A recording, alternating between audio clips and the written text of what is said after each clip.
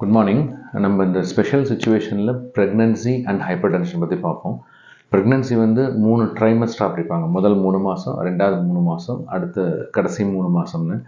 இந்த தேர்ட் ட்ரைமஸ்டர்னு சொல்லக்கூடியதில் வரக்கூடிய பிபி தான். அதாவது முதல் 6லேருந்து 7 மாதத்துக்கு பிபி எல்லாம் கம்ப்ளீட்லி நார்மலாக இருந்துட்டு அதுக்கப்புறம் நியூவாக ஸ்டார்ட் ஆகக்கூடிய பிபிக்கு பேர் ப்ரெக்னன்சி இன்டியூஸ் ஹைப்பர் டென்ஷன். அதாவது இதுக்கு அண்டர்லைங்காக கிட்னி ப்ராப்ளம் இருக்க வேண்டிய அவசியம் கிடையாது, இருக்காது. ஜென்ரலாக அந்த பிபியும் கண்ட்ரோல் பண்ணக்கூடியதாக இருக்கும்.